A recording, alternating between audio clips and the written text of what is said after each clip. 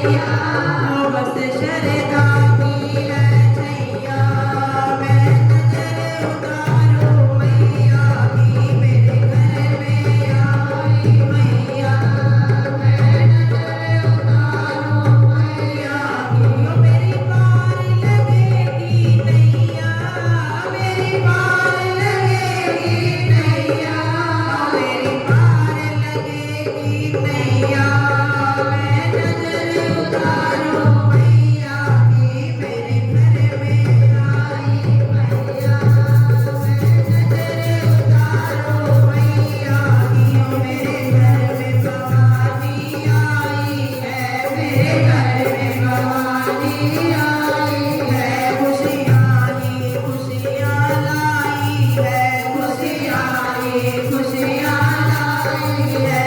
मैं नाचूं बन के सांवरिया, मैं नाचूं बन के सांवरिया, मैं नाचूं बन के सांवरिया, नजर उतारे मैया की, मेरे घर में आई मैया, मैं नजर उतारूं मैया की, मेरे घर में आई मैया, मैं नजर उतारूं मैया की।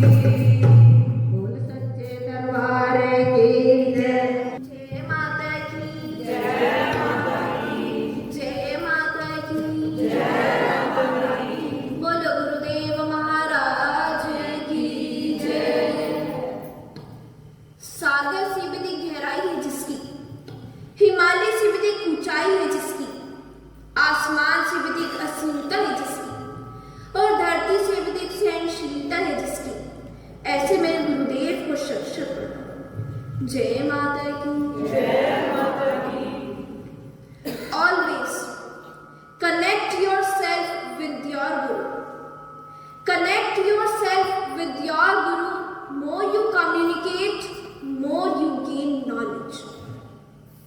जब हमें ठंड लगती है, सर्दियों में हम क्या करते हैं? जब हमें ठंड लगती है हम छत पर जाते हैं, सूर्य के पास जाते हैं, तो जितना हम सूरज के समीप रहते हैं उतनी हमें गर्मी मिलती है, उतनी हमें शक्ति मिलती है।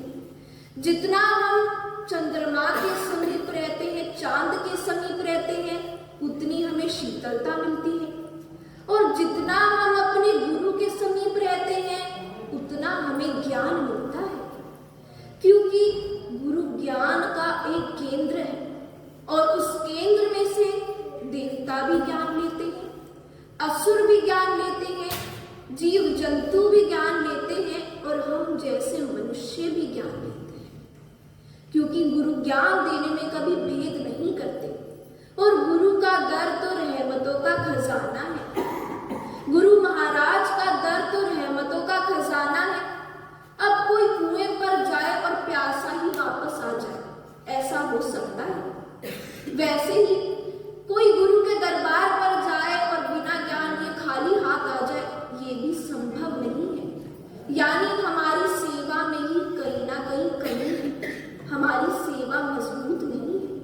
और हम सबको ये पता है कि गुरुदेव महाराज का वार्षिक सम्मेलन, वार्षिक जागरण और वार्षिक भंडारा कुछ ही दिनों में आने वाला है।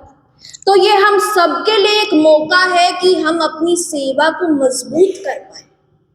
ये सम्मेलन हम सबके लिए एक मौका है कि हम अपनी सेवा को मजबूत कर पाए, अपने प्रेम को और अपने उत्साह को अपने गुरु के प्रति हम दिखा सके। ये हम सबके लिए एक मौका है। और गुरुदेव हमेशा कहते हैं कि दान, भजन और भक्ति से बढ़कर कुछ भी नहीं है। दान, भजन और भक्ति से बढ़कर कुछ भी नहीं है। और जब इन तीनों का संगम होता है तो हमारा तन भी स्वच्छ हो जाता है, हमारा मन भी स्वच्छ हो जाता है और हमारा धन भी स्वच्छ हो जाता है। जय माता की। एक जंगल में एक बूढ़ा शेर रहता था। अब समय के साथ साथ वृद्धावस्था आती है, वैसे ये शेर भी बहुत ही वृद्ध हो गया था, बहुत ही बूढ़ा हो गया था। अब उसके लिए चिंता का विषय ये था कि अब मैं शिकार कैसे करूं, कि अब तो मुझसे हिला भी नहीं जाता, ना हाथ उठते हैं ना पैर उठता है, तो अपने पेट को कैसे भरूं। और पेट को भरने के लिए कुछ ना कुछ तो करना ही पड़ेगा, कोई ना कोई युक्ति लगानी ही पड़ेगी।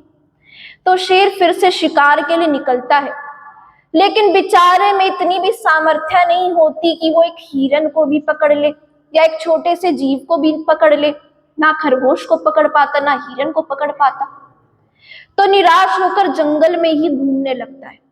तो घूमते घूमते उस शेर को एक सोने का कंगन मिलता है। अब उसने सोचा कि इसका कुछ ना कुछ तो करना चाहिए। अब शेर तो बड़ा चतुर होता है, तभी उसे जंगल का हम राजा कहते हैं। उस कंगन को लेकर एक नदी के तट पर जाता है। नदी के तट पर जाकर किसी का इंतजार करने लगता है। तभी वहां से एक ब्राह्मण गुजरता है और ब्राह्मण को देखकर जोर जोर से शेर रोने लगता है कि मैं रोज स्नान करता हूं और रोज स्नान करने के बाद भगवान का नाम लेता हूं, भगवान का नाम लेकर मैं कुछ ना कुछ दान करता हूं और दान करने के बाद ही मैं भोजन करता हूं, लेकिन आज तो कोई भी दान लेने नहीं आया, ना ही कोई ब्राह्मण आया, ना ही कोई साधु, ना ही कोई संत। तो अब तो मैं तो भूखा मर जाऊंगा, क्या करूं। ब्राह्मण के कानों में ये बात पड़ती है। ब्राह्मण के मन में लालच आता है दान का, लेकिन फिर पीछे हट जाता है। देखता है कि शेर है, मुझे खा लेगा। कहीं ना कहीं उसके मन में डर भी होता है। लेकिन शेर ब्राह्मण से कहता है कि तुम डरो मत, कि मैं शाकाहारी हूं। शेर क्या कहता है कि मैं शाकाहारी हूं, कि मैं बचपन से रोज स्नान करता हूं, रोज भगवान का नाम लेता हूं, मैं रोज कुछ ना कुछ दान करता हूं और फिर ही भोजन करता हूं, लेकिन आज कोई भी दान लेने नहीं आया, तो तुम ही मुझसे ये दान ले लो। तुमने दान नहीं लिया तो मैं भोजन नहीं कर पाऊंगा, भूखा मर जाऊंगा और मेरा ये कंगन भी व्यर्थ में जाएगा। तो ब्राह्मण के मन में कहीं ना कहीं से लालच आ ही जाता है और वो शेर के पास दान लेने के लिए जाता है, शेर की बातों में आ जाता है और जैसे ही जाता है वैसे ही शेर उसको खा लेता है। तभी तो कहते हैं कि लालच हमेशा हमारा बुरा करता है। फिर हम चाहे कितने ही ज्ञानी क्यों ना हो, हम कितने ही इंटेलिजेंट हो या हमारे पास कितने ही शास्त्र का ज्ञान क्यों ना हो, लेकिन छोटे से छोटा लालच भी जब मन में आता है तो वो हमारे ज्ञान को शून्य कर देता है, हमारी बुद्धि को शून्य कर देता है। इसलिए छोटे छोटे लालच पे मरने से अच्छा है कि हम अपने गुरु के नाम के लिए जिए, अपने गुरु के नाम के लिए जिए, अच्छाई के लिए जिए, क्योंकि दिमाग हर किसी के पास है, कोई किसी से कम नहीं है। तो अब उस दिमाग को अच्छाई में लगाना है या बुराई में लगाना है, ये हमारा नजरिया है, ये हम पर निर्भर करता है। इसलिए अच्छी प्रार्थना करें जो लालच से रहित हो, मांग से रहित हो। और प्रार्थना करने के लिए मंदिर में होना आवश्यक नहीं, लेकिन हमारे मन में भगवान का होना जरूरी है। जय माता की।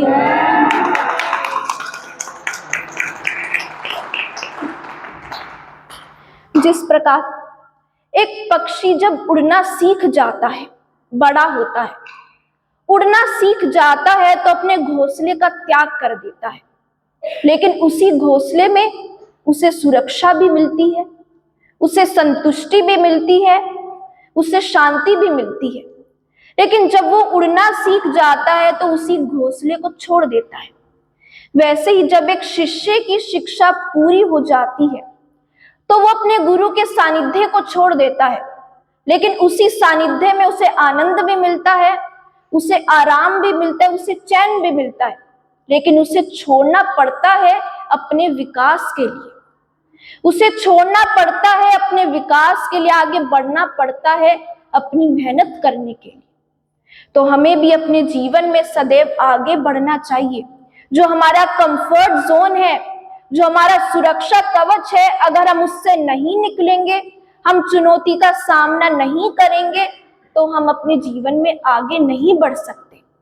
जब एक बच्चा छोटा होता है तो उसके माता पिता उसे कितना पैम्पर करते हैं, उसकी कितनी केयर करते हैं, लेकिन जब वो बड़ा होता है तो उसे इस दुनिया में काफी सारे कांटों का सामना करना पड़ता है, उसे इस जीवन में बाहर निकलना ही पड़ता है, मेहनत करनी ही पड़ती है।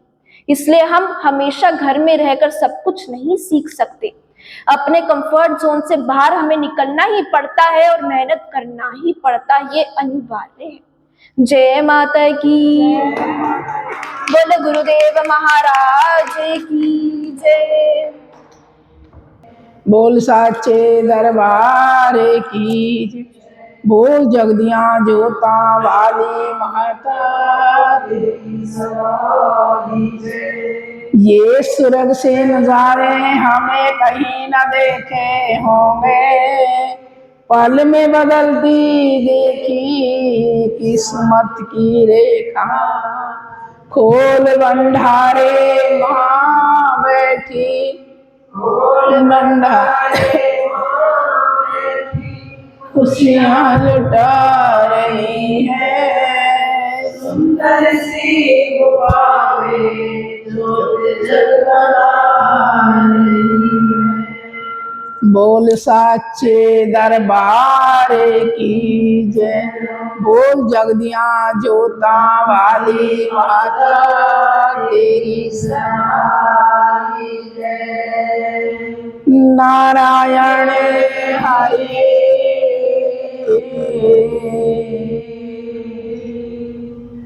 जय माता की, जय माता की। देखिए माँ के भक्तों, माँ के प्रेमियों, कितनी सुंदर सी बात है और कितना प्यारा सा माता का स्नेह हम पर, वो हमें कहाँ कहाँ से बचाती रहती है। देखो छोटा सा लालच भी हमारे जीवन में गिरा देता है। हमेशा के लिए वो बात सामने आती रहती है कि किस व्यक्ति ने वहाँ पर ऐसा किया था, सभा में अपमानित हुआ। क्यों ऐसा काम हम करें, ज्ञान सीखें, बहुत अच्छा बता रहे हैं जिस पर हम अमल नहीं कर पाते। देखिए माँ क्या है, माँ अनंत है, जिसका कोई भेद नहीं, शुरुआत नहीं, कुछ नहीं, जिसको कोई ढूंढ ही नहीं सकता, देख ही नहीं सकता। माँ क्या है, इनके सामने कोई शक्ति, कोई संसार, कोई सृष्टि ठहर नहीं सकती। वो माँ है और वो फूल जैसी, पत्तियों जैसी कोमल भी है। एक मिनट से पहले अपने भगत पर मेहरबान हो जाती है। हर जब थोड़ा सा नाराज होती है, क्योंकि नाराज कब होती है, जब हम ज्यादा से ज्यादा लालच करते हैं, ज्यादा से ज्यादा स्वार्थ में घुसते हैं, अपने में मांगते रहेंगे, माँ का कोई नाम नहीं, माँ से कोई प्यार नहीं, तब माँ हमसे नाराज होती है। जब वो नाराज हो जाती हैं तो हमारे पास कुछ भी नहीं है। देखिए हमें सोचना चाहिए, ये उन्हीं का है, हमारा नहीं।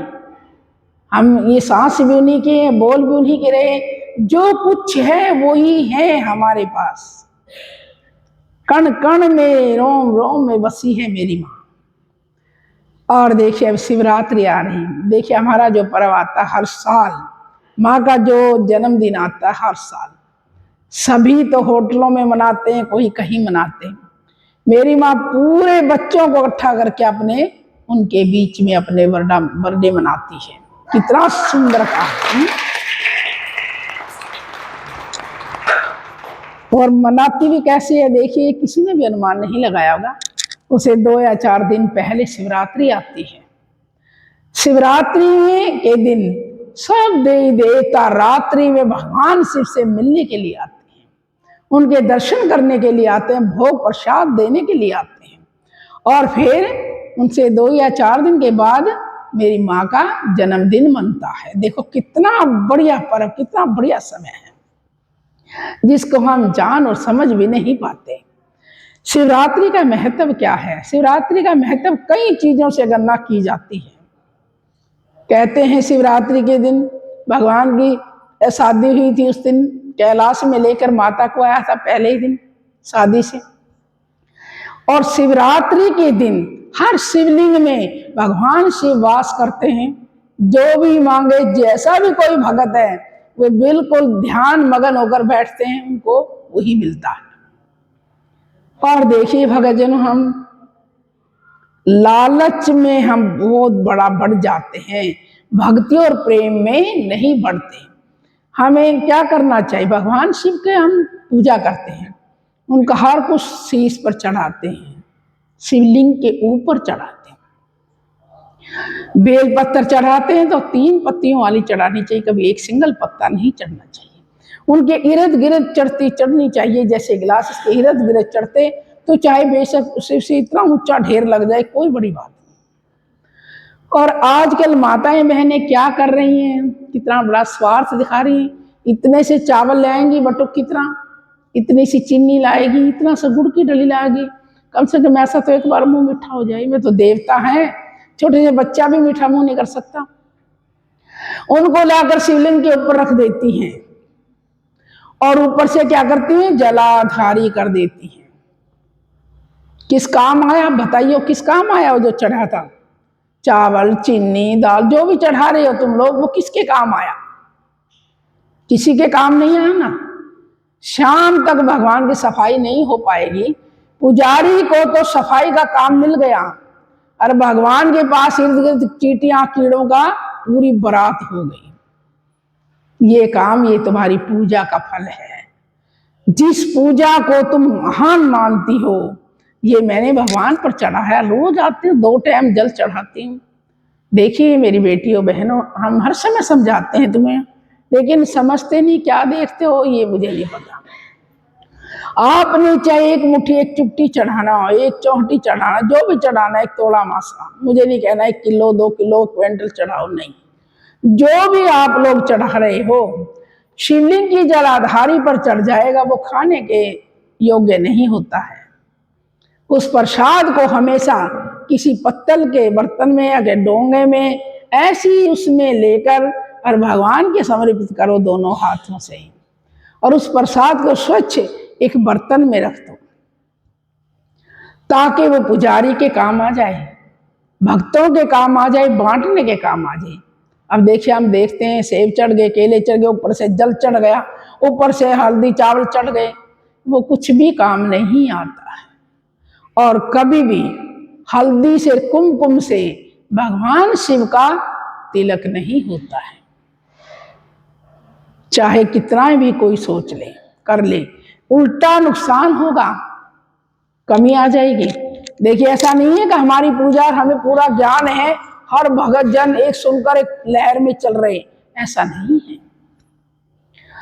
कभी भी जो भी प्रसाद आप लोग चढ़ाते हो, पहली बात तो देखिए इतना चढ़ाएं कि पूरा नहीं पेट भरे, आधा तो भर जाए कम से कम। वे तो देवता है, किस हम कौन उनको पेट भरने वाले हैं? वही सारे संसार का भूख मिटाते हैं, पालन पोषण करते हैं। हम तो उनको एक बार का भी नहीं दे सकते। लेकिन जितना भी मेरी बेटियों देती है ना, उसको बड़ा सेफ रखें, अच्छे से रखें।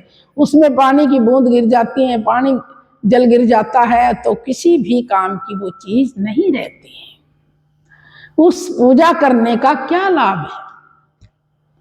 क्या है? शिव पर जल चढ़ाने का लाभ है? नहीं है ना। तो फिर ऐसा क्यों करते हैं सब लोग? औरों को भी शिक्षा दो।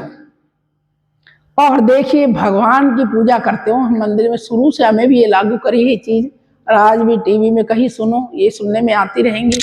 क्यों आजकल तो बहुत ज्यादा कुछ फैल जा गया। हम तो जब चले थे कुछ भी नहीं था ऐसा। कभी भी काले और नीले वस्त्रों में कोई पूजा नहीं लगेगी। भले तुम फैशन में, भले तुम अच्छाई में कैसे पहन लो, तुम्हें इस बात का कोई ज्ञान नहीं। इन 2 वस्त्रों में कभी भी भगवान की, मैया की, देवताओं की पूजा स्वीकार नहीं होती है। सबसे ज्यादा लाल या पीले वस्त्र में ही माँ और भगवान खुश होते हैं। और भगवान शिव की पूजा सफेद वस्त्रों में होती है। देखिए, ये भी कहोगी ना कि औरत कैसे सफेद पहन सकती है? नहीं, औरत अगर जो नियम पूर्वक काम कर रही है ना, अपना प्रेम पूर्वक भक्ति कर रही है, तो एक छोटा सा सफेद रुमाल लेकर अपने हाथ में रखे और सब पूजा करे भगवान शिव की, पूरा फल मिलेगा। और पुरुषों के लिए सफेद वस्त्र पहनना, उसमें पूजा करनी, हो सके कमीज ऊपर का वस्त्र ना पहने, धोती पहन करके ही पूजा करें। देखो 1 साल पूजा करके देखो क्या मिलता है, बताइए हमको। फिर जब तुम जल फेंक के चल दिए, इधर उधर देखे, इधर वहाँ सफाई भी नहीं चाहते, भगवान के पास सीख फेंक दी, धूप बत्ती फेंक दी, जो बचा कुचा वहीं फेंक दिया, क्या तो चलो पुजारी जी बाद में सफाई कर लेगा, कोई बात नहीं। जब ऐसे विचार हैं हमारे तो हमें भगवान जी प्रसाद देंगे, फिर आशीर्वाद देंगे। तुम उल्टा और अपना खराब कर रही हो, वे 4 दाने चावल के घर में बना के खा लो, काम आ जाएंगे, कोई फर्क नहीं पड़ता। वो रखते नहीं है, उनको क्या करना है। जो पिलाता है सारे जग को, अरे जो पिलाता है सारे जग को, मैं उसको क्या पिलाऊं।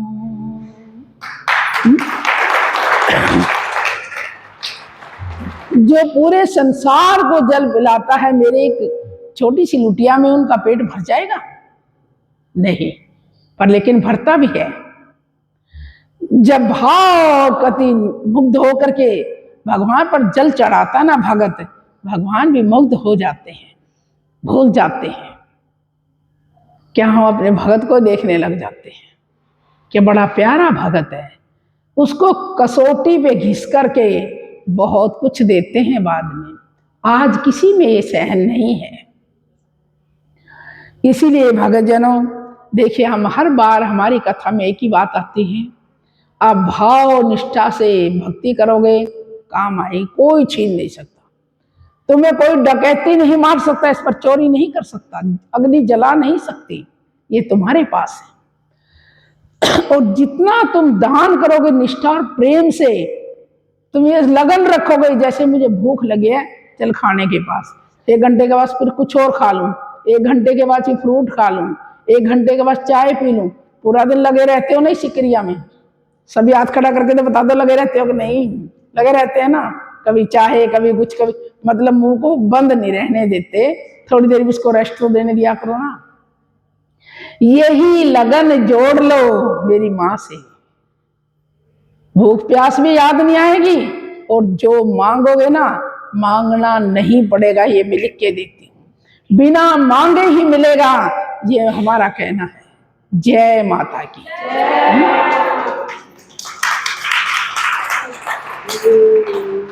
तो देखिए, अब रही हमारे माँ के जन्मदिन की बात, हमारी माँ के बर्थडे की बात।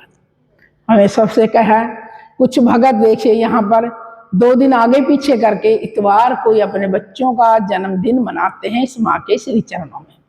कितने किस्मत वाले हैं, कितने भाग्यशाली हैं, उनको आशीर्वाद मिलता है, नेचुरल माँ की शक्ति मिलती है। और हम देखिए मेरे बच्चों, नहीं जी नहीं, होटल पे जाएंगे, वहीं हमारी इज्जत बनेगी, सम्मान बनेगा। क्या बनेगा? कितने दिन की झूठा कूठा अशुद्ध शुद्ध कैसा बनाते हैं, क्या वहां पर कोई रसोई तपती है भगवान की जो पर सम्मान मिलता है? बीमारी पैसों से खरीद के लाते हो, वो तुम्हारा बर्थडे बन जाता है। माँ के चरणों मनाओ, चाहे इतना सा मनाओ, ये सब का आशीर्वाद मिलेगा। जितने यहाँ भक्तजन बैठे, वो बच्चा कितना कितना मस्त है, जिस बच्चे को ये आशीर्वाद मिलता है, कितना किस्मत वाला होगा। तो मेरी बेटियों, अच्छे अच्छे कामों पर ध्यान दो, विचलित मत हो, कभी नहीं विचलित होना। जो भी तुमने करना है इस माँ के श्री चरणों में करो, गुरु के चरणों में करो, भगवान शिव रहे संतों के चरणों में करो। देखो उसका आनंद क्या लूटोगे, उसका आनंद कुछ और ही है। नेचुरल ही शांति मिलेगी अपने मन में। माँ का जागरण बड़ी खुशियों की बात है कि रातें कभी कभी आती हैं, ये रातें कभी कभी आती हैं, और मैया से बातें बड़ी मुश्किल से होती हैं।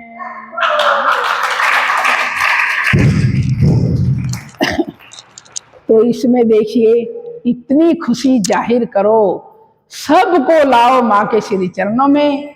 देखिए, जिसको जो लाता है, जिसको कोई अच्छा कार्य सिखाता है, 1 चारान्य भर उसका हिस्सा स्नेह का तुम्हें सबको मिलता है। और आज क्या कहते हैं, नहीं जी मैं अकेला हूँ, जब से दूसरों को लाने का मेरा ही नहीं काम होता। ऐसे विचार तो कभी भी गुरुजी नहीं सिखाते, ना कोई संत सिखाता है। ऐसे विचारों को तुम कैसे घोलते हो और कैसे टटोलते हो? इतने अच्छे प्रवचन होते उन पर ध्यान नहीं देते, बुराइयों पर जल्दी से ध्यान दे लेते हो। नहीं, ऐसा काम कभी नहीं चलेगा। जब आएगा ना समय, सब कुछ याद दिलाएगा मैंने क्या किया था अपने सब काम। इसीलिए जवान अवस्था में, बाल अवस्था में ही गुरु चरणों में जाना चाहिए। सभी ने अपने बच्चों को इस लाइन में लगाना चाहिए। अगर आप अपना सुख और रोटी खानी चाहते हो ना आराम से, तो बच्चों को इस लाइन में लगाना जरूरी है। ये ना सोचो पढ़ते पढ़ते पढ़ते तो हमारे बच्चे सबके बच्चे हैं, इसी में सब काम होगा, इसी जीवन में सब काम होंगे। तो देखिए भक्तजनों, कहने का तात्पर्य है, माँ का जन्मदिन इतने प्रेम से मनना चाहिए, भाव से मनना चाहिए, धूमधाम से मनना चाहिए। 2 दिन बिल्कुल सब छुट्टी करो अपनी और इस माँ के चरणों में लगाओ। देखो कुछ खोगे तो मिलेगा, जब ही तो पाओगे ना, बिना छोड़े तो कुछ भी नहीं मिलेगा। जब भी कहते हैं ना माँ बाप, बच्चा अपने पंखों पर खड़ा हो जाता, उड़ारी लेता है, तो फिर कहेगा माता पिता ने तुम्हें कुछ नहीं पता, ज्ञान ही नहीं जो हमने आज ज्ञान है। ऐसा है ना सबके साथ, क्यों होता है ऐसा? बच्चे को जब तक नहीं पता, जब तक वो माँ बाप पर निर्भर है, जब वो नौकरी लग जाता है, बाहर उड़ारी ले लेता है ना, तो माँ बाप उसके आगे पढ़े लिखे भी अनपढ़ हो जाते हैं। जय माता की। तो इसका साधन हम पहले ही क्यों ना करें, उस बच्चे में ऐसे संस्कार डालें जो अपने भगवान से दूर, अपने गुरु से दूर ना रहे, अपने गुरु निंदा बुराई से सबसे दूर रहे और अपने अच्छे संस्कारों को ऊपर लाए। तो उसके घर में क्या है? स्वर्ग है। स्वर्ग और कोई आसमान में थोड़ी लटका हुआ है, स्वर्ग भी और नरक भी यहीं पे है भक्तजनों, माँ के प्रेमियों, सब कुछ यहीं पे है। जिसका पुत्र सुपात्र है, जिसके घर में शांति भगवान का मैया का नाम है, वो घर स्वर्ग के समान है। जिस घर में असुर विचार हैं, दिन रात झगड़ा फैला रहता है, तेरी मेरी में लगे रहते हैं, दिन भर चुगलियां नहीं पीट लेंगे तो रोटी हजम नहीं होती, उस घर में क्या है? वो नरक के समान है। यही नरक, यही स्वर्ग है, यही सब कुछ है हमारे पास। संसार में सबसे बड़ा इंसान है, इंसान से बड़ा कोई नहीं जीव जंतुओं में, वो चाहे जो कर सकता है। तो इसलिए माँ के प्रेमियों, भगवान शिव की पूजा बताइए। बुधवार को भगवान शिवरात्रि है, बहुत अच्छे से शिवरात्रि पर जल चढ़ाएं। और सभी ने अगर जल चढ़ाना है, त्रिवेणी का जल भी यहाँ मिलेगा, आप लोगों ने बड़े भाव और प्रेम से चढ़ाओ और अच्छे से चढ़ाना। और ये गलती नहीं करना सब कुछ भगवान शिव पे ही लाद देना, सबकी रीस में मत चलो, अपनी शिक्षा दूसरों को भी जाहिर करो थोड़ी सी, ताकि वो प्रसाद तुम सभी में बट जाए, वितरण हो जाए, अच्छा लगेगा। और फिर माँ का सम्मेलन आता है 2-3 दिन के बाद, बस 2 ही दिन के बाद है ना, फिर उसके बिल्कुल भाव पर भूल जाओ, 2 दिन घर भी जाना भूल जाओ, कहाँ है घर, आप माँ के घर पे आए हुए हैं। देखेंगे कैसा मनाओगे, कितनी मेहनत करोगे तुम लोग, और कितना निमंत्रण दे के आओगे सब जगह पर। निमंत्रण ही सबसे बड़ी सेवा है, अच्छे मार्ग को दिखाना ही सबसे बड़ी सेवा है। जय माता की, जय माता की।